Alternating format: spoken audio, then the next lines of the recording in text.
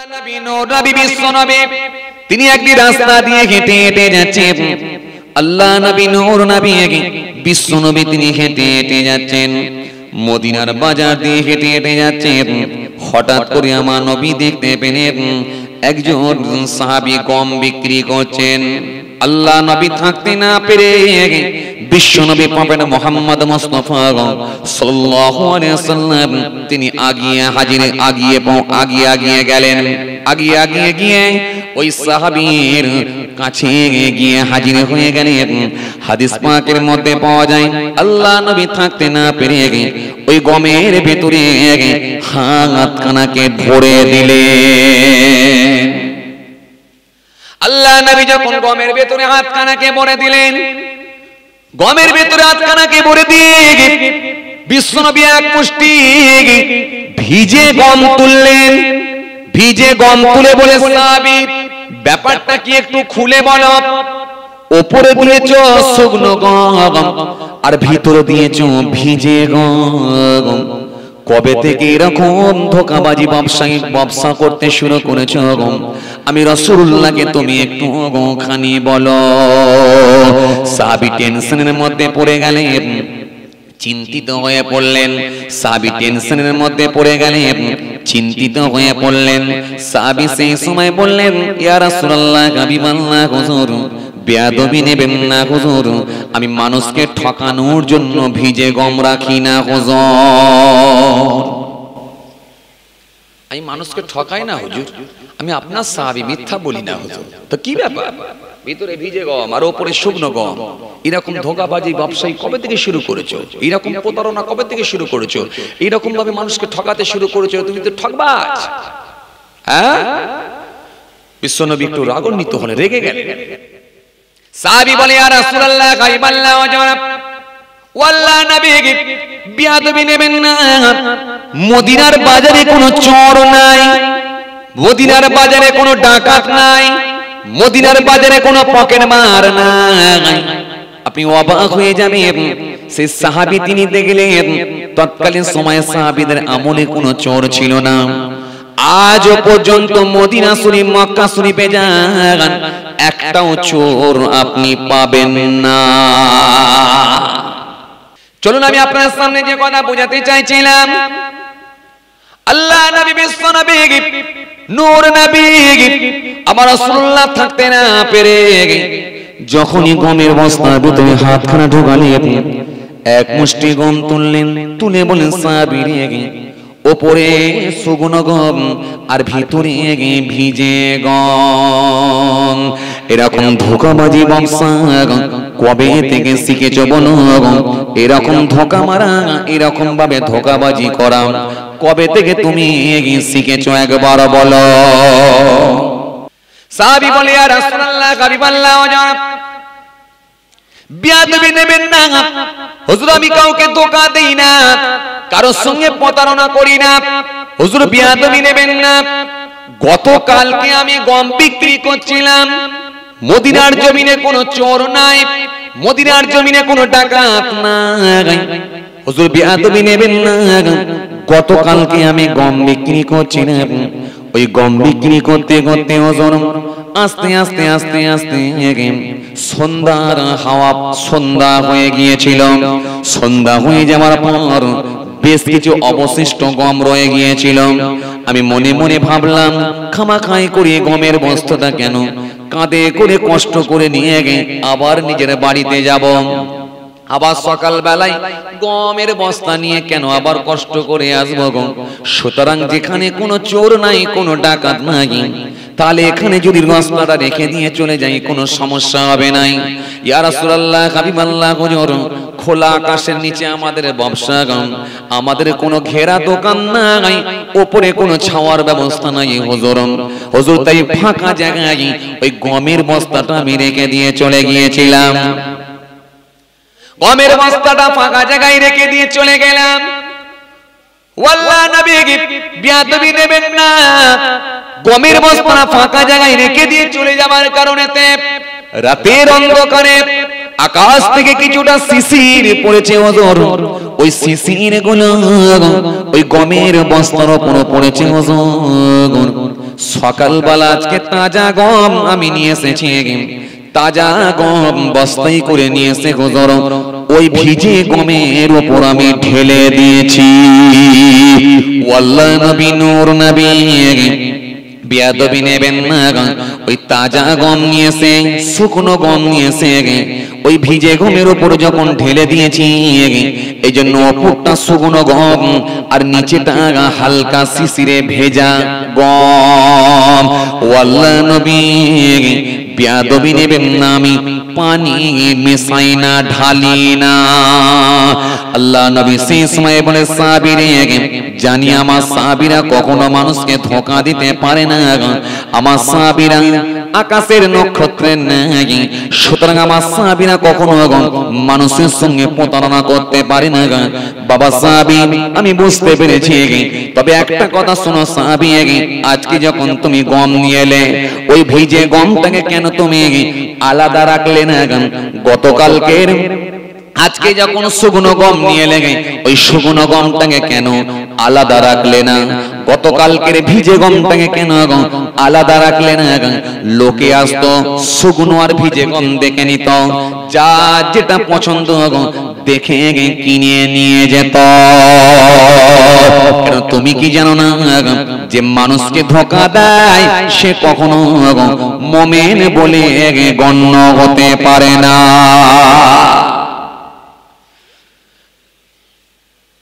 আকাশ থেকে যদি শিশির পড়ে যদি ভিজে যায়, সেই গমকে যদি আল্লাহর নবী আলাদা করতে বলেন, তাহলে আপনি এবারে চিন্তা করেন ভালো বেগুন কানা বেগুন কি করে পাইল করে খরিদ্দার ছাড়তে পারেন? আকাশ থেকে যদি শিশির পড়ে গম ভিজে যায়, সেই গম যদি আল্লাহর নবী আলাদা করতে বলেন, তাহলে আপনি এবারে বলেন বিকেলে চপ সিঙ্গারা সকালবেলা তেলেতে গরম করে রানিং কাস্টমারকে কি করে ছাড়তে পারেন? তাহলে আপনি এবারে বলেন মানুষের সঙ্গে কি করে প্রতারণা করতে পারেন, মানুষকে কি করে আপনি ঠকাতে পারেন? এটা কখনো কিন্তু ইসলাম সমর্থন করে নেবেন না। এটা কিন্তু এই ইনকামটা কিন্তু আপনার জন্য হারাম হবে, হারাম।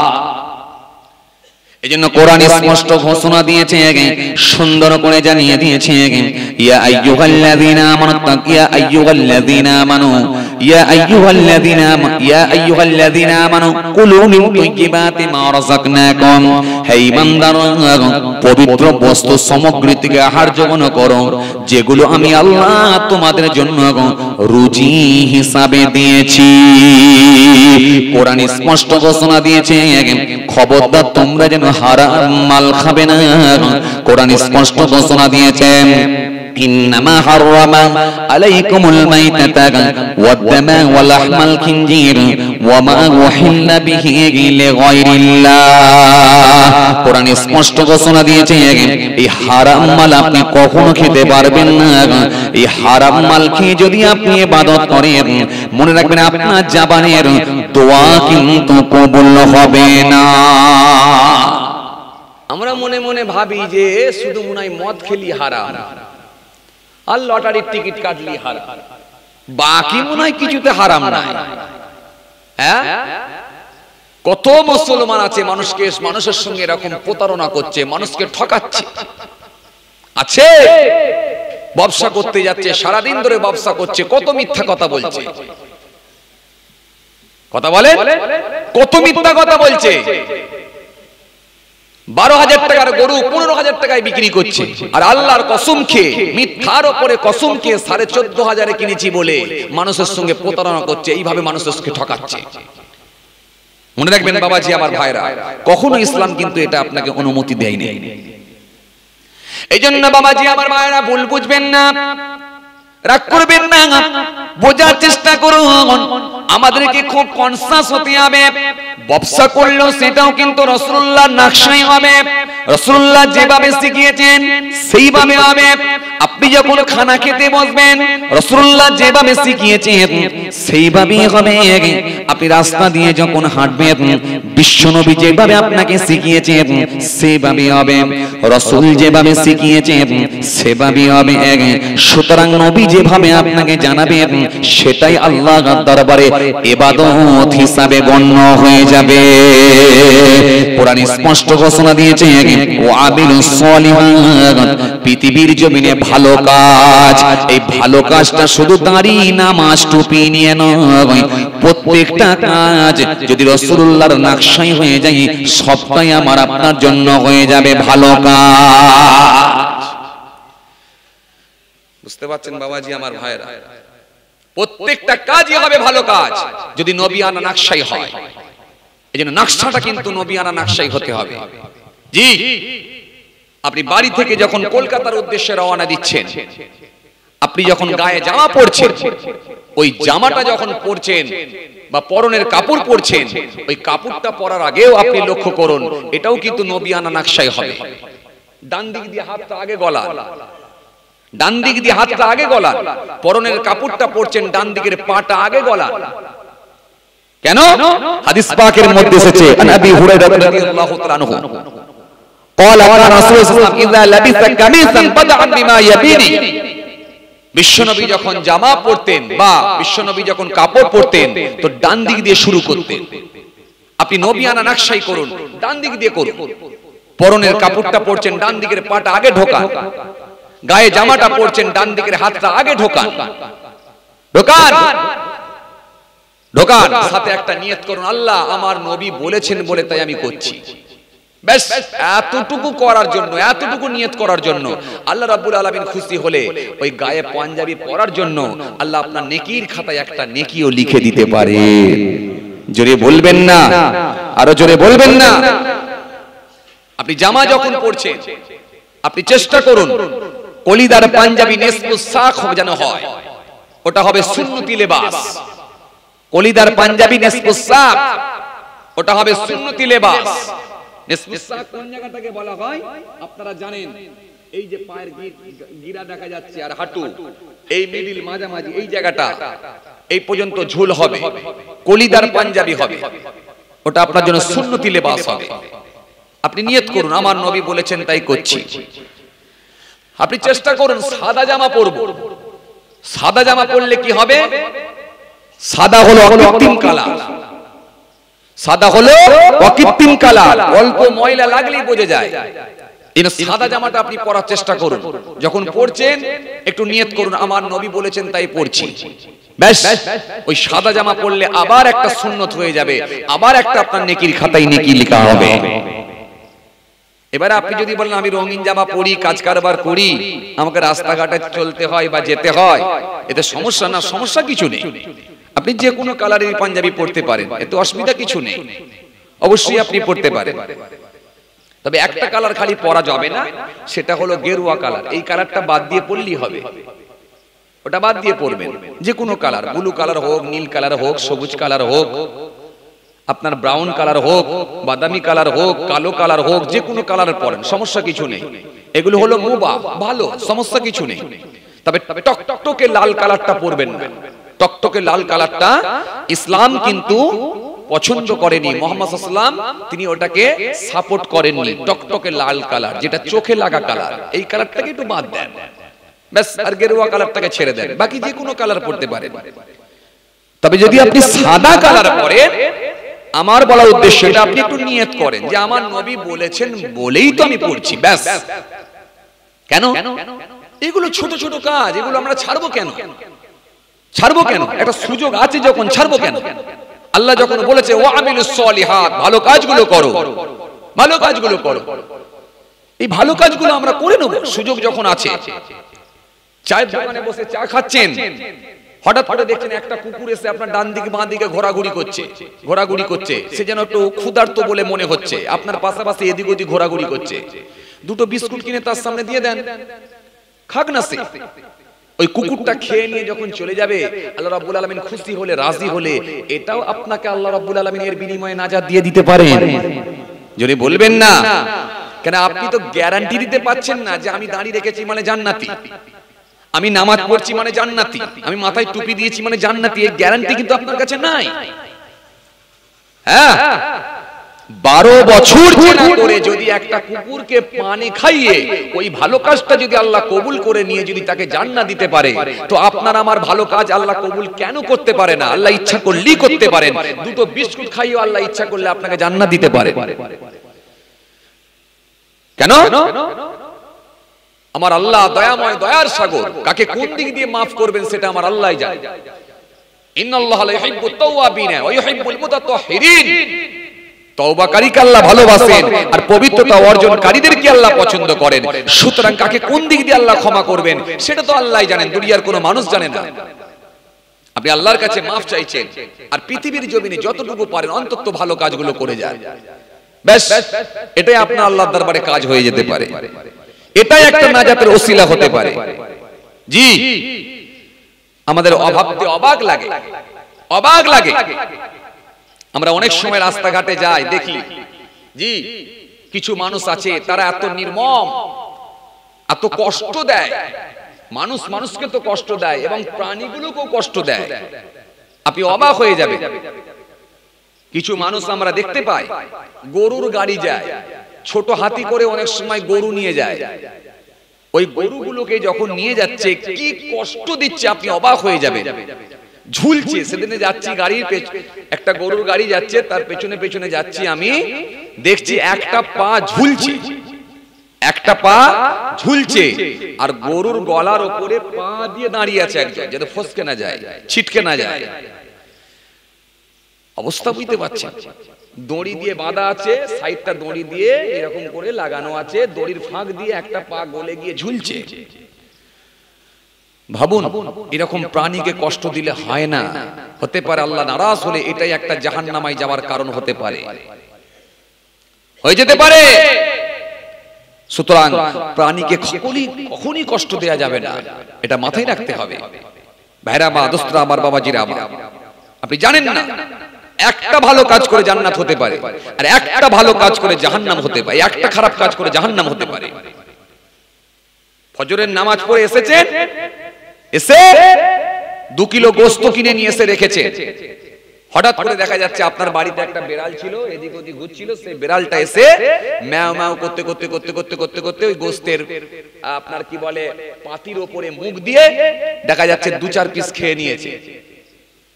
আপনি একটু ওই সাইডে ছিলেন, রাগান্বিত হলেন, রেগে গেলেন।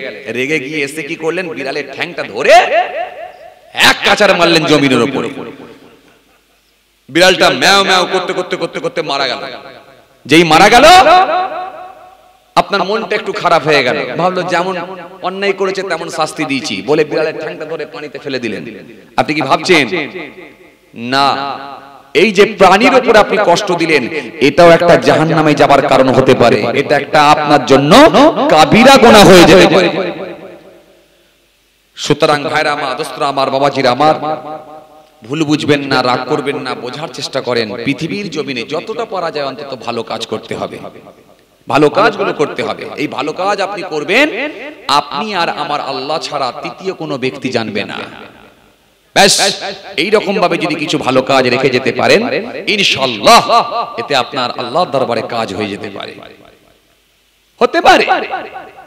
দুপুর বেলা আপনার বাড়ির দরজার সামনে এসে কেউ একজন ঠোকা মারছে, ঠক ঠক ঠক ঠক করে ঠোকা মারছে, আপনি একবার দরজাটা খুললেন, হাজী সাহেব লোক, ঘাড়ে একটা গামছা ছিল, গোসল করতে যাচ্ছেন, আপনি একটু বিরক্ত হয়ে গেলেন, একটু রাগান্বিত হলেন। বিরক্তি প্রকাশ করে যখন দরজাটা খুললেন, খুলে দিলেন একজন ফকির সাহেব দাঁড়িয়ে আছে। আপনার একটু রাগ হয়ে গেল, রেগে গিয়ে বলেন, তো টাইম টেবিলের কোনো জ্ঞান নাই, দুপুর বেলা এসেছিস? যা মুখে ছিল 2-4 কথা বলে দিলেন। ওই ফকির সাহেবের মনটা খারাপ হয়ে গেল। তখন মনটা খারাপ হয়ে গিয়ে আপনার কাছে পয়সা কি চাইবে, দুপুরে এক মুঠো খাবার কি দিতে বলবে। তার আগেই তো আপনি লাল চোখ দেখিয়ে যা পাচ্ছেন বলে দিচ্ছেন। ফকির সাহেবের মনটা তখন খারাপ হয়ে গেছে, চোখ ভরা পানি নিয়ে, বুক ভরা বেদনা নিয়ে চলে যাচ্ছে। আপনি কি ভাবছেন জান্নাতে যাবেন? অত সহজ না। আল্লাহ রাব্বুল আলামিন কোরআনের মধ্যে স্পষ্ট ঘোষণা দিয়েছেন, এত সহজ নয়। আরাইতাল্লাযী ইউকাযযিবু বিদ্দীন ফাযালিকাল্লাযী ইয়াদউল ইয়াতীম ওয়া লা ইয়াহুদ্দু আলা তুআমিল মিসকিন ফাওয়াইলুল লিল মুসাল্লিন আল্লাযীনা হুম আন সালাতিহিম সাগুন আল্লাযীনা হুম ইরাউনা ওয়া ইয়ামনাউনাল মাউন। আপনি কি ভাবছেন? হ্যাঁ, যারা মিসকিনকে খেতে দেয় না, যারা মিসকিনকে খাদ্য দেয় না, এতিমের সঙ্গে যারা খারাপ ব্যবহার করেছে, মিসকিনকে ঘাড় ধাক্কা দিয়ে বের করেছে, ফাওয়াইলুল লিল মুসাল্লিন, ওই নামাজীদের জন্যই হলো কপাল ফাটা। কপাল ফাটা। একটা অন্যায় করেছেন, সেটাই আমার আল্লাহর কাছে খারাপ লেগে যেতে পারে। আপনার 50 বছরের নামাজকে আল্লাহ ডিলিট করে দিতে পারে, আপনার 40 বছরের দাড়িকে আল্লাহ ডিলিট করে দিতে পারেন একটা অন্যায় করার জন্য। সেটাই আমার আল্লাহর কাছে খারাপ লেগে গেছে, হতে পারে। এজন্য খুব সাবধানতার সঙ্গে আমাদের চলতে হবে, খুব হিসাব করে জীবন যাপন করতে হবে। যা খুশি তাই বলবো বললে হবে না, যা খুশি তাই করব বললে হবে না। আমি মসজিদে নামাজ পড়ছি মানে নিজেকে বিরাট কিছু মনে করলে হবে না, আমার মুখে দাঁড়িয়ে আছে মানে বিরাট কিছু মনে করলে হবে না। খুব হিসাব করে চলতে হবে। হিসাব করে চলার নামই হলো আপনার পৃথিবীর জায়গাটাই হিসাব করে চলার নাম। হিসাব করে যদি আপনি জীবন যাপন করতে পারেন, চলতে পারেন, তবেই আমার আল্লাহ খুশি হলে আপনাকে জান্নাত দিতে পারে। এত সহজ নয় বাবাজি আমার ভাইরা। জান্নাতে যাওয়া খুব সহজ, আবার জান্নাতে যাওয়া খুব কঠিন, খুব কঠিন। যদি আল্লাহ রাব্বুল আলামিন কাউকে মাফ করে দেন, তার জন্য জান্নাতে যাওয়া খুব সহজ। আর যদি বলে হিসাব বুঝে নেব, তাহলে জান্নাতে যাওয়া তার জন্য খুব কঠিন। হিসাব যদি বলেন বুঝে নেব, তাহলে জান্নাতে যাওয়া তার জন্য খুব কঠিন। এত সহজ নয়।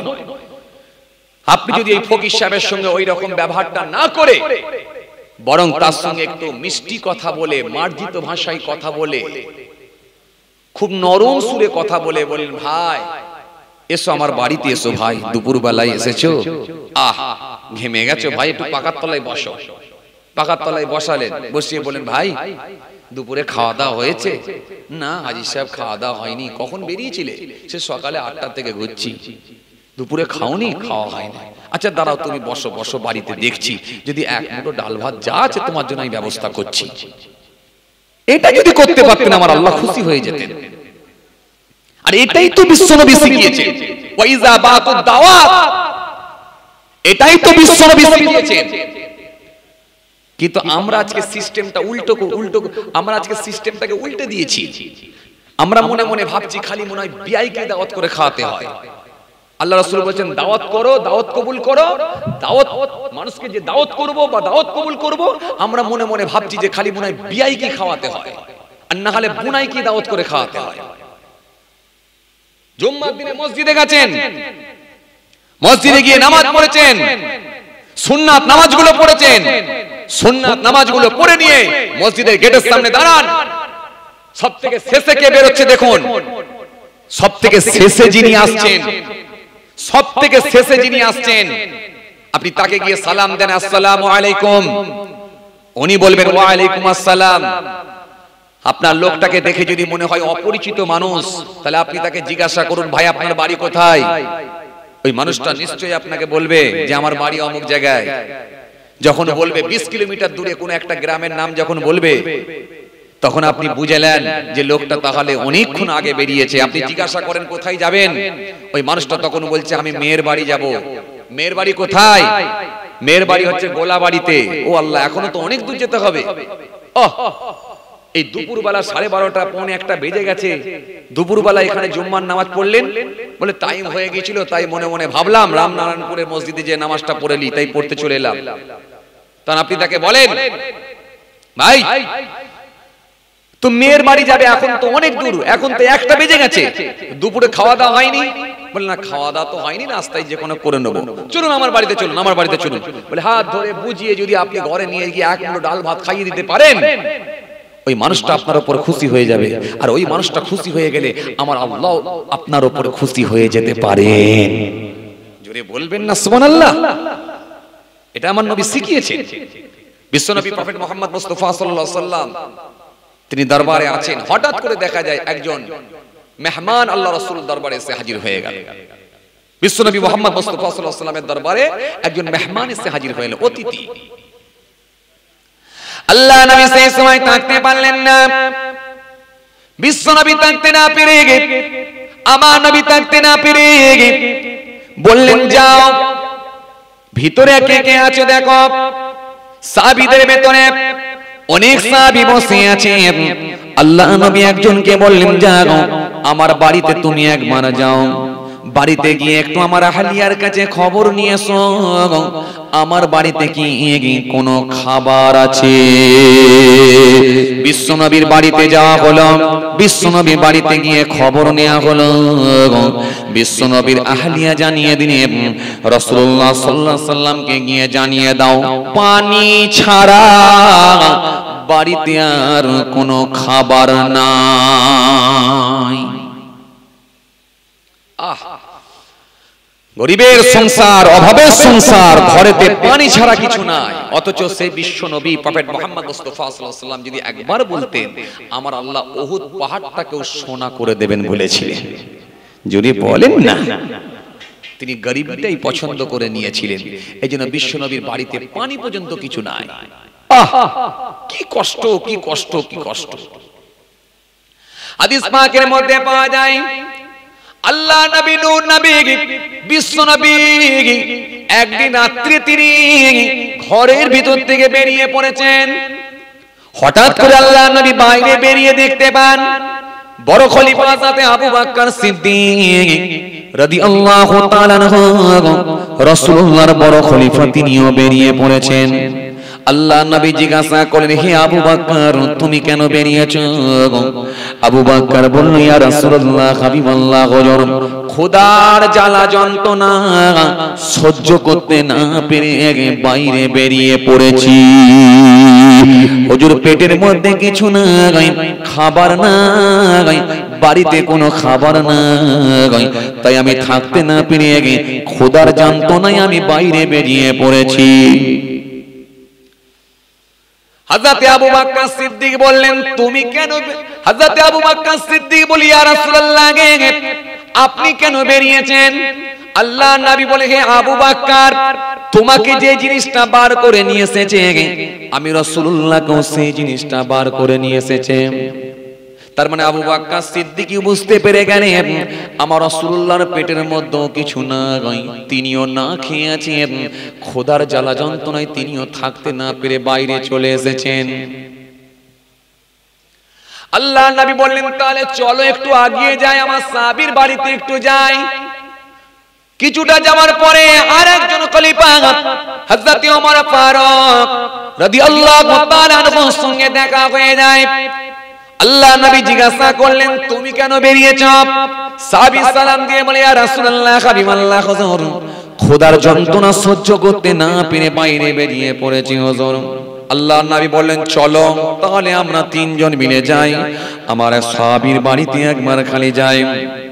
সাহাবীর বাড়ির দরজার সামনে গেলেন, দরজার সামনে গিয়ে যখন ঠোকা মারলেন সাহাবীর আহলিয়া স্ত্রী বেরিয়ে এলেন। আল্লাহ নবী বললেন, তোমার স্বামী কোথায়? আমার সাহাবী কোথায়? ওই আহলিয়া বিবি সেই সময় বলেছেন, ইয়া রাসূলুল্লাহ হাবিবাল্লাহ হুজুর আমার স্বামী খেজুর গাছে পানি দিতে গেছে, খেজুর গাছে পানি দিতে গেছে হুজুর। আল্লাহ নবী বললেন, তোমার স্বামীকে গিয়ে একটু খবর দাও যে রাসূলুল্লাহ এসেছে। এই কথাটা বলার সঙ্গে সঙ্গে, এই কথাটা বলার সাথে সাথে ও তরুণী আসরে কেরিম ওই বিবি আর থাকতে না পেরে তাড়াতাড়ি করে গিয়ে ওনার স্বামীর কাছে গিয়ে খবর দিলেন, স্বামী গো রাসূলুল্লাহ আমাদের গেটেতে এসে দাঁড়িয়ে আছেন। স্বামী তাড়াতাড়ি করে খেজুর গাছে পানি বন্ধ করে দিয়েছে হাজির হয়ে গেলেন। স্বামী এসে সালাম দিলেন, আল্লাহ নবী জবাব দিলেন। আল্লাহ নবী বললেন, আমি তোমার বাড়িতে এসেছি। রাসূলুল্লাহ সেই সাহাবী বলে, ইয়া রাসূলুল্লাহ হাবিবাল্লাহ হুজুর কি ব্যাপার আপনি আমার বাড়িতে এত রাতে এসেছেন হুজুর? আল্লাহ নবী সেই সময় বলে, সাহাবী রে বড্ড ক্ষুধার্ত, তোমার বাড়িতে কি কোনো খাবার আছে একটু দাও। বিশ্বনবী 3 দিন জবের আটা রুটি পর্যন্ত পাননি পরপর। এত গরিবের সংসার। আল্লাহ নবী এই কথা বলার সঙ্গে সঙ্গে সাহাবী বলে, ইয়া রাসূলুল্লাহ হাবিবাল্লাহ হুজুর আমার বাড়িতেও তো কিছু নাই, তবে আমার খেজুর গাছে হুজুর খেজুর ধরেছে হুজুর, হুজুর আপনি যদি অনুমতি দেন তাহলে একটা খেজুর গাছ, ওই খেজুরের গাছ থেকে আমি কিছুটা খেজুর পেড়ে নিয়ে আসি। আল্লাহ নাই বলেন সাহাবী যাও যাও যাও যাও খেজুর পেড়ে নিয়ে এসো। সাহাবী খেজুর গাছ থেকে খেজুর পেড়ে নিয়ে এলেন। আল্লাহ নবী বড় খলিফা হযরত আবু বকর সিদ্দিক, আল্লাহ নবী খলিফা হযরত ওমর ফারুক, এই সাহাবীদেরকে নিয়ে আল্লাহ নবী টপ টপ করে খেজুরগুলো খেতে লাগলেন। বেশ কিছুক্ষণ ধরে সাহাবীদেরকে নিয়ে খেজুর খেয়ে ক্ষুধার জ্বালা যন্ত্রণা নিবারণ হলো, ক্ষুধার যন্ত্রণা নিবারণ হয়ে গেল, পেটটা ভরে গেল। পেটটা ভরে যাওয়ার পরে আল্লাহ নবী সাহাবীদের বলেন, সাহাবীরা তোমরা আল্লাহর দরবারে শুকরিয়া আদা করো আর তোমাদের এই ভাইয়ের জন্য দোয়া করো, তোমাদের এই ভাইয়ের জন্য দোয়া করো। আল্লাহ নবী দোয়া করে দিলেন, দোয়া করে আল্লাহ রুজিতে বরকতের জন্য দোয়া করলেন। আল্লাহ নবী রুজিতে বরকতের জন্য দোয়া করে আল্লাহ নবী সাহাবীদেরকে নিয়ে আবার ফিরে এলেন।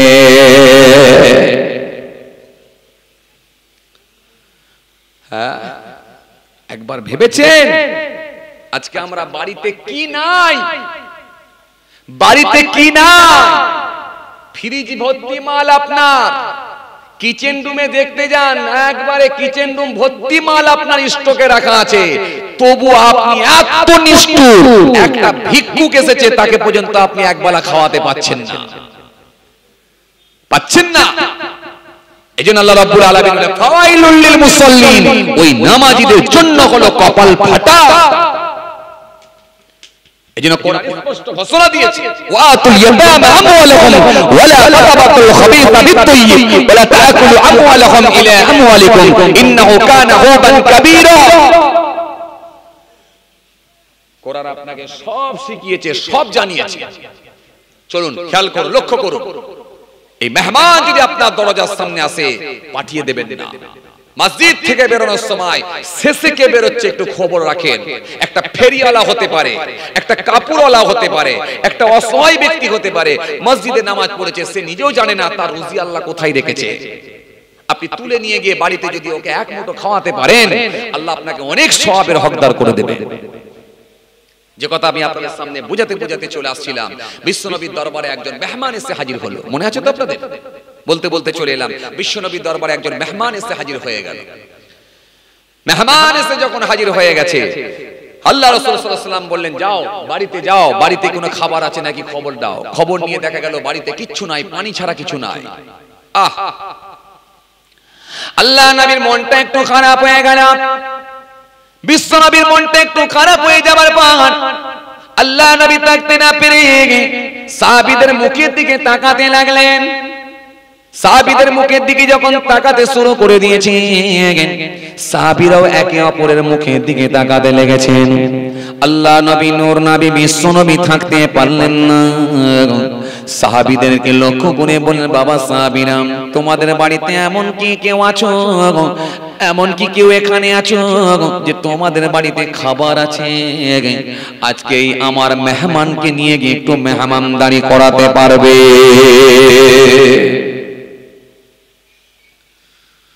তোমাদের বাড়িতে কি কারোর খাবার আছে? এই মেহমানকে নিয়ে গিয়ে একটু মেহমানদারি করাবে? আছো কেউ? বলতে পারো? সাহাবীদের ভেতরে একজন আনসারী সাহাবী উঠলেন, যার নাম হযরত আবু তালহা রাদিয়াল্লাহু তাআলা আনহু। উঠে দাঁড়িয়ে পড়লেন, ইয়া রাসূলুল্লাহ, হাবিবাল্লাহ, হুজুর বেয়াদবি নেবেন না, হুজুর আপনি যদি বলেন আমি আপনার সাহাবী, আপনার ওই মেহমানকে সাথে করে নিয়ে বাড়িতে নিয়ে গিয়ে মেহমানদারি করাবো। হুজুর আপনি যদি অনুমতি দেন আমি বাড়িতে নিয়ে গিয়ে খাওয়াবো। আল্লাহর নবী বলে, হে আনসারী সাহাবী আবু তালহা, যাও তুমি নিয়ে যাও, তোমার বাড়িতে নিয়ে গিয়ে একটু মেহমানদারি করাও। বাড়িতে নিয়ে গিয়ে সাহাবী যখন মেহমানকে নিয়ে গিয়ে পৌঁছালেন, মেহমানকে নিয়ে গিয়ে এক জায়গায় বসতে দিলেন, বসিয়ে দিয়ে আল্লাহর নবী সাহাবী বাড়িতে গেলেন। বাড়িতে গিয়ে বিবিকে বললেন, বিবি রে, ও আমার বিবি রে, বাড়িতে কি কোনো খাবার আছে একটুখানি বলো, কারণ আজকে রাসূলুল্লাহর সাহাবীকে নিয়ে এসেছি, এটা হলো আমি রাসূলুল্লাহর মেহমানকে নিয়ে এসেছি, সুতরাং এই মেহমানের জন্য কোনো খাবারের ব্যবস্থা করতে পারো একটুখানি বলো। বিবি সেই সময় বলল, ও আমার স্বামী, ও রাসূলুল্লাহর সাহাবী, বাড়িতে তো এমন কিছু খাবার নাই যেটা মেহমানদারি করা যাবে, সুতরাং বাড়িতে অল্প পরিমাণে খাবার আছে, যে খাবারটা শুধুমাত্র বাচ্চাদের মতো হবে, এমনকি আপনারও হবে না আমারও হবে না, বাচ্চাদের মতো অল্প খাবার আছে, এর বেশি তো নাই, মেহমানদারি করব কি করে একটুখানি বলো। বাড়িতে যে খাবারটা আছে এটা শুধু বাচ্চাদের মতো খাবার আছে, আপনারও হবে না আমারও হবে না, মেহমানকে কি খাওয়াবো? বিবি লজ্জিত হয়ে গেলেন, কি খাওয়াবো মেহমানকে, আপনি নিয়ে এসেছেন? চিন্তিত হয়ে পড়লেন, চিন্তিত হয়ে পড়লেন। সাহাবী বললেন, এক কাজ করো বিবি, বিবি এক কাজ করো, টেনশন নিতে হবে না বিবি, চিন্তা করতে হবে না, বাচ্চাগুলোকে আজকে রাতে খাবার দরকার নাই, ওই বাচ্চাগুলোকে পেট ভরে পানি খাইয়ে দাও, পানি খাইয়ে শুইয়ে দাও, বাচ্চাগুলো যদি খেতে চায়, বাচ্চাগুলো যদি খাবার খাবার বলে, ওদেরকে থামিয়ে রাখো, দবো দবো দবো দবো বলে ওদেরকে থামিয়ে রাখো, না খাইয়ে ওদেরকে শুইয়ে দাও, ওরা ক্ষুধার্ত অবস্থায় ওরা আজকে রাতে ঘুমিয়ে যাক। ও আমার বিবি এক কাজ করো, তুমি আজকে রাতে পানি খাও, তোমাকেও খেতে হবে না।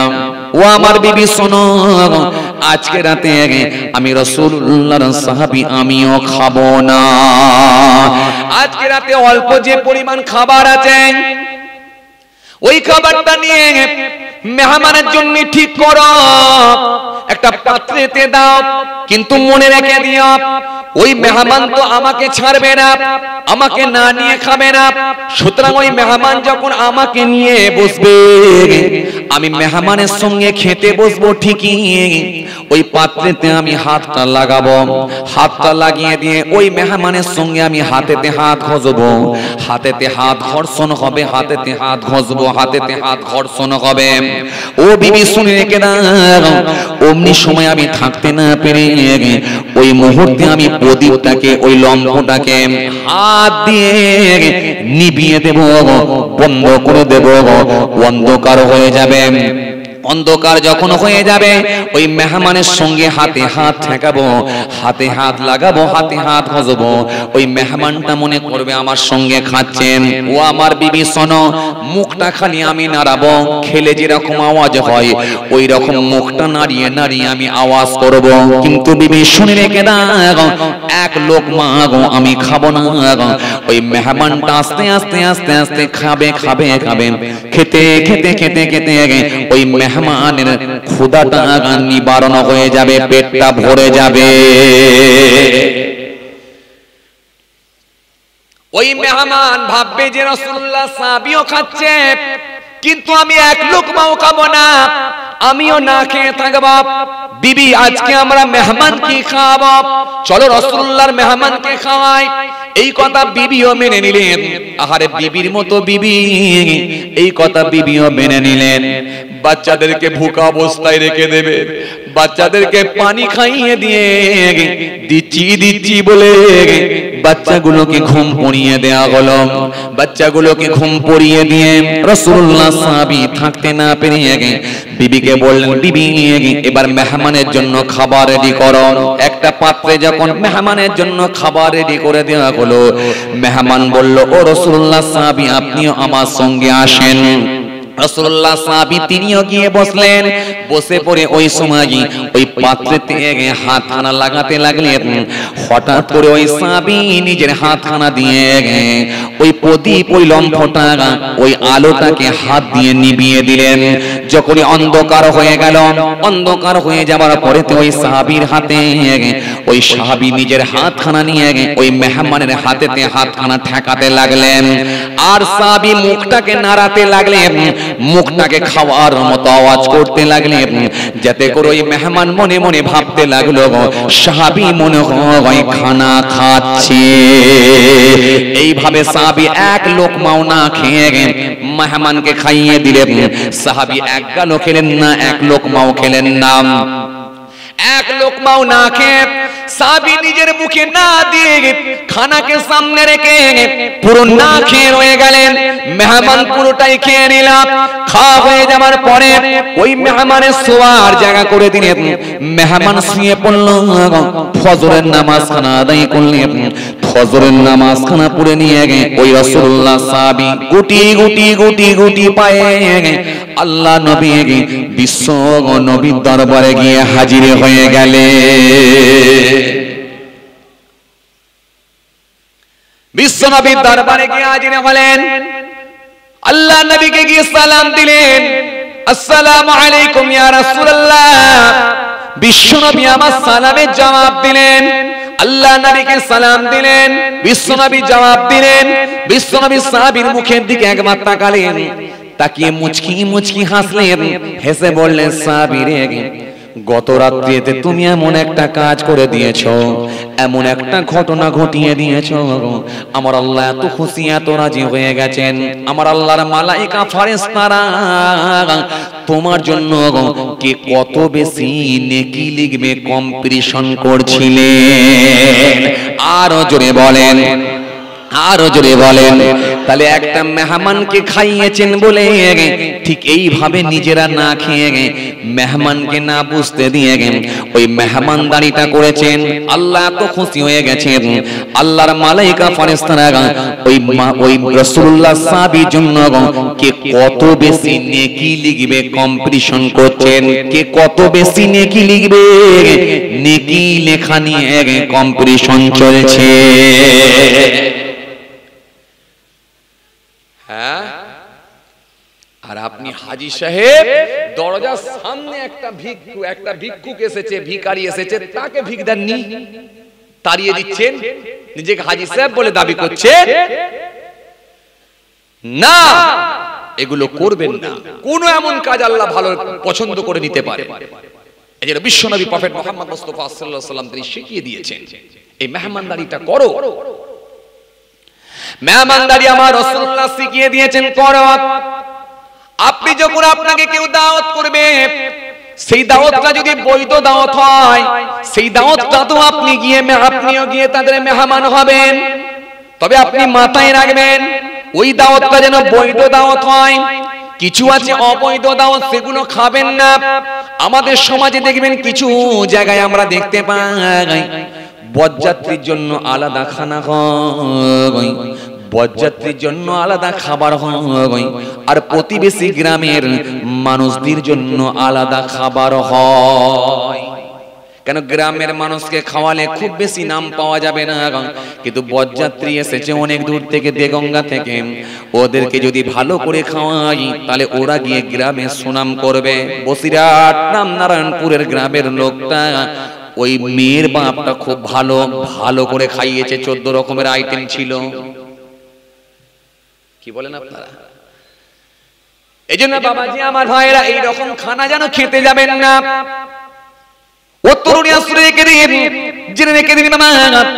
জেনে শুনে যেন এই খানাগুলো খাবেন না।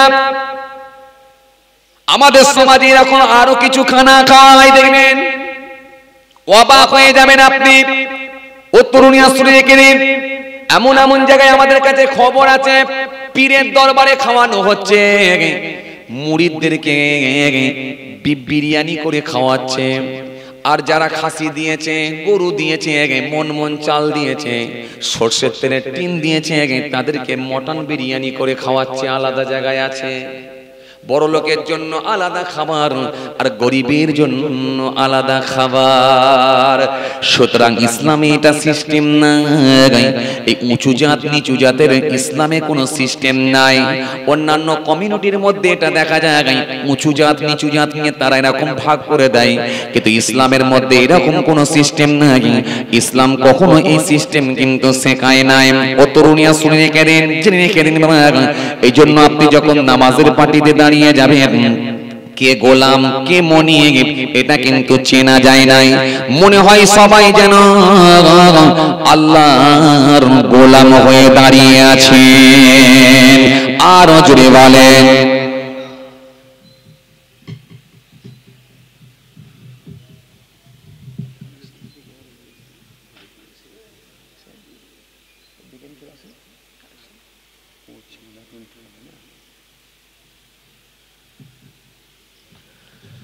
বুঝতে পারছেন? হ্যাঁ,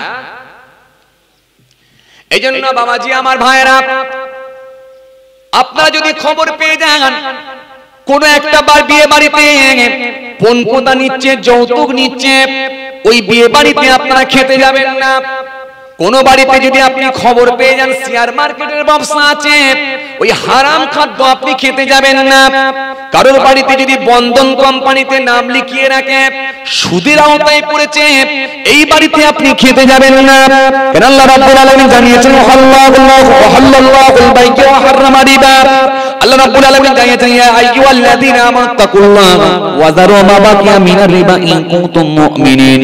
আল্লাহ রাব্বুল আলামিন বলেছেন হে ঈমানদাররা, তোমরা দুনিয়ার সমস্ত রকম ভাগ বকিয়াগুলোকে তোমরা পরিত্যাগ করো যদি তোমরা মুমিন হও।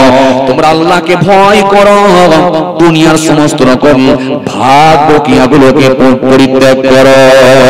আল্লাহ রাব্বুল আলামিন বলেছেন ওয়াহাল্লাল্লাহুল বাই'a ওয়া হাররামা রিবা। ক্রয় তোমাদের জন্য বৈধ করা হলো, সুদ তোমাদের জন্য হারাম করে দেওয়া হলো। সুতরাং সুদ আপনার আমার জন্য সকলের জন্য প্রত্যক্ষভাবে হারাম করে দেওয়া হয়েছে। সুতরাং কাদের বাড়িতে যদি এখনো পর্যন্ত আপনি যদি কেমন খবর পান যে বন্ধন করছে বা বাড়িতে কোনো সুদের খাতায় সুদের সঙ্গে তারা ইনভলভ, এই রকম বাড়িতে যদি আপনাকে দাওয়াত করে ওই দাওয়াতে আপনি মোটি খেতে যাবেন না। বৈধ দাওয়াত হালাল ইনকাম করেছে, আপনাকে দাওয়াত করেছে, ওই দাওয়াতটা আপনি অবশ্যই খেতে যাবেন। কেন রাসূলুল্লাহ বলেছেন ওয়াইযা বাতুদ দাওয়াত, দাওয়াত কবুল করার কথা বলেছেন। এই হালাল খাদ্য যদি আপনি খান এটা আপনার জন্য সুন্নাত হয়ে যাবে।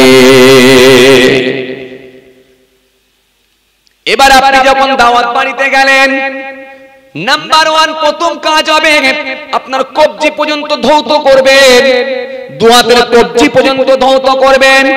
এই কবজি পর্যন্ত ধৌত করে নেবেন, এটা আপনার জন্য সুন্নাত হবে। এরপরে আপনি যখন খেতে যাবেন খেয়াল করেন নাম্বার 2 দ্বিতীয় নাম্বার হলো দস্তরখানা বিছিয়ে বসবেন। আজকের দিনে দস্তরখানা বিছানো হয় না, হোটেলে চেয়ার টেবিলে মানুষ খায়, রেস্টুরেন্টে চেয়ার টেবিলে মানুষ খায়। আমরা দেখতে পাই মানুষের ঘরে ঘরে, বড় লোকেদের বাড়িতে বাড়িতে এখন চেয়ার টেবিলের ব্যবস্থা হয়ে গেছে। কথা ঠিক কিনা বলেন? ও তরুণীরা শুনে কে দিন বাবা, চেয়ার টেবিলের উপরে খাচ্ছে, পা নাড়াচ্ছে, আর এরকম উঁচু হয়ে বসে আছে, তাদের মধ্যে যেন একটা ওয়াহমিকা ঢুকে আছে, চিকেন বিরিয়ানি খাচ্ছে। ও তরুণীরা শুনে রাখেন, কেউ খাচ্ছে মটন বিরিয়ানি খাচ্ছে, কোফতা খাচ্ছে, কাবাব খাচ্ছে, টিকিয়া খাচ্ছে, আল্লাহ হাজার রকমের আইটেম খাওয়াচ্ছে। যখন খাচ্ছে হাসছে, পা নাড়াচ্ছে, ওয়াহমিকা একটা মনের মধ্যে ঢুকে আছে, একটা অহংকার, রিয়া, ফাখার। এই জন্য ইসলামের হুকুম হলো তুমি যখন খাদ্য খাবে মাথাটাকে হ্যাট করে রাখো, একটু ঝুঁকিয়ে থাকো, মাথাটাকে নিচু করো, হেঁট হয়ে থাকো। এই হেঁট হয়ে থাকাটা তোমার জন্য একটা আদব হবে। এই জন্য ইসলামের হুকুম হলো আপনি যখন খানা খাবেন দস্তরখানাটা বিছিয়ে খান। এই দস্তরখানাটা বিছিয়ে খাওয়া আপনার জন্য সুন্নাত হবে। এরপরে আপনার কাজ কি? খাদ্য নিয়ে বসেছেন, কতটা খাবেন? মনে রাখবেন হাদিস পাকের মধ্যে পাওয়া যায় ঈমানদার খায় 1 পাকস্থলীতে আর বেঈমান খায় 7 পাকস্থলীতে। সুতরাং আপনি যদি ঈমানদার হয়ে থাকেন, আপনার প্রথম কাজ এবারে হবে আল্লাহর নাম নিয়ে শুরু করা। দেরি হয়ে যাচ্ছে, থাক থাক থাক থাক, দেরি হয়ে যাচ্ছে।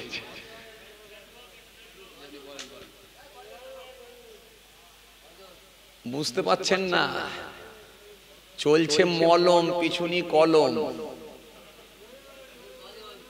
কলম বোঝেন আপনারা? হ্যাঁ, বলে চালিয়ে যাও। থাকবেন আপনারা? জোর করে বলেন থাকবেন, জোর করে বলেন থাকবেন। মাশাআল্লাহ, তাহলে একবার তাকবীর দেন তো দেখি, নারে তাকবীর। সবাই মিলে দেন নারে তাকবীর। আরো জোরে দেন নারে তাকবীর, আরো জোর করে দেন নারে তাকবীর। সিলসিলা মুজাহিদুল জামাত, সিলসিলা মুজাহিদুল জামাত, ফুরফুরা শরীফ, মাওলানা বাগ দরবার শরীফ, পীরনগর দরবার শরীফ, ফুরফুরা শরীফ, নারে তাকবীর, জোর করে নারে তাকবীর। আর 20 মিনিট করলে থাকবেন আপনারা? জোর করে বলেন থাকবেন। এই আওয়াজ দিয়ে বলেন থাকবেন, জোর করে বলেন থাকবেন। যা থাকবেন না হাত তুলুন। কটা উঠলো বলো তো?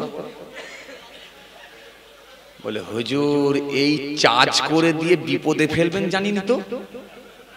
আমরা ভাবলাম চার্জ হচ্ছে মানে একটু হবে, এই চার্জ করে দিয়ে বিপদে ফেলে দেবেন সেটা বুঝতে পারিনি তো। না, মাশাআল্লাহ মাশাআল্লাহ মাশাআল্লাহ। বসিরহাট এলাকার মানুষ আলহামদুলিল্লাহ আপনারা সব জানেন। আলহামদুলিল্লাহ আমি আগেও বলেছি, প্রত্যেক ঘর ঘর বাড়ি বাড়ি আলেম পাওয়া যায় আলহামদুলিল্লাহ। জি, ঘর ঘর হাফেজ পাওয়া যায়। 2-1 কিলোমিটার ছাড়া ছাড়াই মাদ্রাসা পাওয়া যায়, মসজিদ পাওয়া যায়। এখান থেকে বোঝা যায় যথেষ্ট দিনের কালচার আছে। আপনারা কোরআন হাদিস দিয়ে ওয়াজ শোনায় অভ্যস্ত আমি জানি আলহামদুলিল্লাহ। জি, আগেই বলেছি একটা রাজমিস্ত্রি তারও মুখে দাঁড়িয়ে আছে, একটা পাথর মিস্ত্রি টাইলসের কাজ করেন, পাথরের কাজ করেন, তারও মুখে দাঁড়িয়ে। বিশ্বাস করেন আপনার এই এলাকার একজন মিস্ত্রি, আমি নামটা আর বলছি না, তো উনি আমার বাড়িতে গিয়েছিলেন, গিয়ে আল্লাহ করিয়েছেন একটা ছোট্ট মাদ্রাসা, আল্লাহ করিয়েছেন ক্ষমতা অনুযায়ী আল্লাহ একটা মাদ্রাসা করিয়েছেন। তো ওই মাদ্রাসায় বললাম যে ভাই আপনাকে একটু টাইলসের কাজটা করে দিতে হবে। তো প্রথমে যে যখন পৌঁছেছে আমি ভেবেছি উনি একটা কোনো মওলানা সাহেব, যেমন দাড়ি তেমন টুপি, তেমন জামা, তেমন চুল, তেমন নামাজি। তো কথা বলতে বলতে পরে জানতে পারলাম যে উনি একটা বড় পাথরের মিস্ত্রি। তারপরে বললাম তাহলে আপনাকে এই কাজটা করে দিতে হবে। আলহামদুলিল্লাহ উনি যে কাজটা করে দিয়ে এলেন। মাদ্রাসা আলহামদুলিল্লাহ চলছে, আপনাদের দোয়ায় দোয়া করবেন। যেমন ক্ষমতা আল্লাহ করিয়েছেন একটা মাদ্রাসা চলছে, দোয়া করবেন। একটা এতিমখানা আল্লাহ করিয়ে নিয়েছে। পাশে আর একটা জায়গা কিনলাম আমি নিজে, আল্লাহ কেনালেন একটা জায়গা কিনলাম, কিনে আপনাদের দোয়ায় আপনারা জানেন আমি আগেও বলেছিলাম হয়তো হতে পারে যে একটা মসজিদ করবো, আল্লাহর ঘর আল্লাহ করাচ্ছেন, চলছে আলহামদুলিল্লাহ। প্রায় লিন্টন লেভেল পর্যন্ত হয়ে গেছে। দোয়া করবেন, ঢালাইটা এখনো দিতে পারিনি, ইনশাআল্লাহ আল্লাহ করিয়ে নেবেন। আমার বিশ্বাস অনেকটাই হয়ে গেছে যেহেতু, ইনশাআল্লাহ আল্লাহ করিয়ে নেবেন। একেবারে কি বলে জমি কিনে আল্লাহ করাচ্ছেন, একটা মসজিদ করছি, দোয়া করবেন। এই ভালো কাজ কিছু করতে হবে, এগুলো আমাদের দায়িত্ব, এগুলো আমাদের করণীয়, এগুলো আমাদের কাজ, এগুলো দায়িত্ব। আমাদের করণীয় কাজগুলো তো আমাদের জানতে হবে, এগুলো আমাদের দায়িত্ব, এগুলো কাজ করতে হবে। বিশ্বনবী প্রফেট মুহাম্মদ মুস্তাফা সাল্লাল্লাহু আলাইহি ওয়াসাল্লাম মক্কা শরীফে গেলাম, জান ঠান্ডা হয়ে যাচ্ছে, রাসূলুল্লাহ সাল্লাল্লাহু আলাইহি ওয়াসাল্লাম মসজিদ করেছেন। জি মেরা মা দোস্তরা আমার বাবাজিরা, রাসূলুল্লাহ সাল্লাল্লাহু আলাইহি ওয়াসাল্লামের মসজিদের পাশে মসজিদে গামামা আপনাদের জানা আছে, রওজা শরীফের পাশে আল্লাহ রাসূল সাল্লাল্লাহু আলাইহি ওয়াসাল্লাম বৃষ্টির জন্য, পানির জন্য দোয়া চেয়েছিলেন, আল্লাহ রাব্বুল আলামিন কবুল করে নিয়েছিলেন। মসজিদে গামামা, ওর পাশে আপনারা দেখতে পাবেন মসজিদে আবু বকর, সব মসজিদ সাহাবীদের নামে মসজিদ। জি মসজিদে বেলাল, হযরত বেলাল রাদিয়াল্লাহু তাআলা আনহুর নামে মসজিদ। আপনি অবাক হবেন, সব মসজিদ হয়ে গেছে। জি পৃথিবীর জমিনে এরকম লাখো লাখো আল্লাহর ঘর, কিন্তু সেই আল্লাহর ঘর আজকে দুশমনেরা ভেঙে দিচ্ছে। রাসূলুল্লাহর ঘরগুলোকে, নবীর ঘর মাদ্রাসা ভেঙে দিচ্ছে দুশমনের দল। ইসলামকে মিটিয়ে দেবার চক্রান্ত চালাচ্ছে। মুসলিম নিধন করে একটা আওয়াজ উঠেছে সারা দেশ জুড়ে, সারা দেশ জুড়ে একটা আওয়াজ তুলেছে। আপনি অবাক হবেন, মুসলমানকে মারছে আবার এদের কি জঙ্গি বলছে। অবাক। তাবরেজ আনসারী থেকে শুরু করে, সানাউল্লাহ থেকে শুরু করে, আমাদের সানাউল্লাহ ভাই থেকে শুরু করে, জুনায়েদ ভাই থেকে শুরু করে, আফলাক থেকে শুরু করে কত মুসলমানকে পিটিয়ে মারা হলো, কত মুসলমানকে পিটিয়ে মারা হলো, কত আল্লাহর ঘরকে ভেঙে দেয়া হলো, রাসূলুল্লাহর ঘরকে, মাদ্রাসাকে ভেঙে দেয়া হলো। আজমির শরীফে যাচ্ছে বাস, এই বাংলার জমিন থেকে, সম্ভবত মনে 24 পরগনা থেকে বাস ছেড়েছিল। বাস যাচ্ছে কোথায়? আজমির শরীফে। উত্তরপ্রদেশের জমিনে গিয়ে পৌঁছালো। খাজা মাইনুদ্দিন হুজুরের রওজা শরীফে যাচ্ছেন জিয়ারতের উদ্দেশ্যে। উত্তরপ্রদেশের জমিনে গিয়ে পৌঁছালো। বাসটা দাঁড় করিয়ে দিয়ে একটা ধাবার পাশে দাঁড় করিয়ে কিছু মানুষ হয়তো টিফিন করে 17 জন ব্যক্তি, যতটুকু জানতে পেরেছি 17 জন ব্যক্তি জামাতের সঙ্গে নামাজ আদায় করছিল। কিছু দুষ্কৃতী, কিছু দেশদ্রোহী, কিছু জঙ্গি তারা এসে ওই মানুষগুলোকে একেবারে প্রত্যেকটা ব্যক্তিকে, নামাজি মুসল্লি আল্লাহর সুফি দরবেশ বান্দা, তাদের প্রত্যেককে ওঠবোস করালো, কান ধরে ওঠবোস। এরপরও তারা ক্ষান্ত হলো না, প্রত্যেকটা মানুষকে তুলে নিয়ে গিয়ে অ্যারেস্ট করলো। এরপর তারা ক্ষান্ত হয়নি, বাসটাকে পর্যন্ত থানায় নিয়ে গিয়ে সিল করলো। অথচ আমরা জানতে পারি অবাক, এই দেশ হিন্দু মুসলমানের মধ্যে একটা সম্প্রীতি বহু পূর্বে থেকে হয়ে আসছে। দেশের হিন্দু মুসলমান ঐক্যবদ্ধভাবে ব্রিটিশ সরকারকে বিতাড়িত করেছিল, ব্রিটিশ সরকারকে তাড়িয়েছিল। এদেশে মুসলিমদের অবদান আছে আজও পর্যন্ত। ইন্ডিয়ান গেটে যদি আপনি দেখেন লেখা আছে মুসলিমদের অবদান আছে, হাজার হাজার মুসলমানের নাম লেখা আছে। দেশের জন্য যারা নিজেদের জীবনগুলোকে বিসর্জন দিয়েছিল, এটা অস্বীকার করার কোনো জায়গা নাই। কিন্তু বড় দুঃখের সঙ্গে বলতে হয়, আজকে কিছু মানুষ তারা ক্ষমতা পেয়ে ক্ষমতার অপব্যবহার করছে, ক্ষমতার অপব্যবহার করছে। মুসলিমদের নিধন করে একটা আওয়াজ তুলেছে, কোনো কারণ নাই, শুধু শুধু নাহক করে জুলুম। দেশে তারা চাকরি দিতে পারে না, দেশে তারা শিল্প দিতে পারে না, চাকরি দিতে পারে না, শিল্প দিতে পারে না, কোনো কর্ম দিতে পারে না, কাজ দিতে পারে না। শেষে নিরুপায় হয়ে হিন্দু মুসলিম, হিন্দু মুসলিম, হিন্দু মুসলিম বলে মানুষের মধ্যে ভাগাভাগি করছে, জাত নিয়ে, ধর্ম নিয়ে বিভাজন তৈরি করছে একটা শ্রেণীর মানুষ। বড় দুঃখের সঙ্গে বলতে হয়, আজকে দেশ কোন জায়গায় গিয়ে পৌঁছাচ্ছে ভাবতে অবাক লাগে। এরা মা দোস্তরা আমার, বাবাজিরা আমার, দোয়া করবেন। আপনারা মসজিদে যাবেন, নামাজ পড়বেন, আল্লাহর দরবারে দোয়া করবেন। ইমানদারের দোয়াটাই হলো আল্লাহর দরবারে তীরের আগে পৌঁছে যাবে ইনশাআল্লাহ। তীর, বন্দুক, ধনুকের কোনো প্রয়োজন নাই, গোলাগুলির দরকার নাই। ইমানদার যদি আপনি হয়ে যেতে পারেন, আপনার জামানের দোয়াটাই আমার আল্লাহর দরবারে কবুল হয়ে যাবে। যাই হোক, কথাই কথা বেড়ে যাচ্ছে। আল্লাহ নিয়ে এলে ফের কোনোদিন আলোচনা হবে ইনশাআল্লাহ। বিক্ষিপ্ত কিছু আলোচনা করেছি, খুব অল্প সময় কিছু আলোচনা করলাম। আমার জন্য দোয়া করবেন, আমি আপনাদের জন্য দোয়া করি। আলহামদুলিল্লাহ। যাই হোক, এই জলসার জন্য, আগামী বছর জলসার জন্য আলহামদুলিল্লাহ, আপনারা তো দান দেওয়ায় অভ্যস্ত, আমি তো সবই বললাম। কি বলেন? হ্যাঁ, দান দেওয়ায় যদি অভ্যস্ত না হতেন তাহলে এত মাদ্রাসা, এত মসজিদ কি আর চলতো? কি বলেন আপনারা? জি, আপনারা যথেষ্ট দান দেন, আমি জানি। দান দেওয়ায় আপনারা অভ্যস্ত, আলহামদুলিল্লাহ। দেবেন, দেবেন, নিশ্চয় দেবেন। দানকারীকে আমার আল্লাহ বড় ভালোবাসেন, আর এই দানটা আমার আল্লাহ কবুল করে নেবেন। সাদকায়ে জারিয়ার কাজ জারি থাকবে কিয়ামত পর্যন্ত, আল্লাহ রাব্বুল আলামিন কবুল করে নেবেন। বাপ চলে গেছে, মা চলে গেছে, ভাই চলে গেছে, বোন চলে গেছে, দাদা দাদি, নানা নানি, কেউ তো আর ফিরে আসবে না। আজকে তাদের কথা মনে করি তো এই দোয়ার মাহফিল, আর তাদের কথা মনে করি তো দান দেওয়া। জি, হাদিস পাকের মধ্যে পাওয়া যায়, হাদিসটা হযরত আবু হুরায়রা রাদিয়াল্লাহু তাআলা আনহু থেকে বর্ণিত হাদিস। এই হাদিসের মধ্যে মহানবী সাল্লাল্লাহু আলাইহি ওয়াসাল্লাম বলছেন, কাউকে যদি নেক কাজের দিকে ইনভাইট করা হয়, আহ্বান করা হয়, তার ডাকে সাড়াদানকারী যে পরিমাণ সওয়াব পান,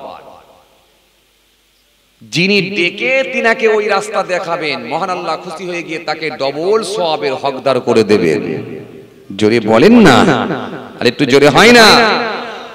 হ্যাঁ, আপনি আপনার বন্ধুকে বলে বুঝিয়ে ব্রেনটাকে ওয়াশ করে যদি মসজিদে ঢুকিয়ে দিতে পারেন, বন্ধু যে পরিমাণ সওয়াব পাবে, আল্লাহ রাব্বুল আলামিন খুশি হয়ে গিয়ে আপনাকে ডবল সওয়াবের হকদার করে দেবেন। আপনি বলবেন, তাহলে বন্ধুকে কি দেওয়া হবে না, ওরটা কেটে নিয়ে দেওয়া হবে না? আমার আল্লাহর দরবারে কোনো অভাব নাই, ওর যতটুকু প্রাপ্য, যতটুকু পানেওয়ালা, ততটাই আল্লাহ ওকে দেবেন। আপনাকে খুশি হয়ে গিয়ে আল্লাহ ডবল এই জন্য দেবেন, আপনার নিজের একটা, আর ওকে ঢুকিয়েছেন বলে খুশি হয়ে গিয়ে আর একটা। ডবল। আজকে এই অফারটা কাজে লাগাতে পারেন আপনারা ইচ্ছা করলে। সর্বপ্রথম এই মাহফিল থেকে যে ব্যক্তি দেবে আর পেছন দিকে যত নাম যাবে 10 নম্বরে গিয়ে যখন পৌঁছাবেন ওই 1 নম্বরের ব্যক্তি আল্লাহ রাব্বুল আলামিন ইচ্ছা করলে 10 ডবল সওয়াবের হকদার করে দিতে পারে। বুঝছেন? চলেন এইজন্য 1 নম্বরে কে থাকবেন দেখি ইনশাআল্লাহ। দেখা যাক ঈমানি পাওয়ার কার আছে দেখা যাক। 1 নম্বরের ব্যক্তি কে আছেন 2000 টাকা বলেন। 1 নম্বরে যে দেবেন 2000 টাকা কে আছেন দেখি ইনশাআল্লাহ।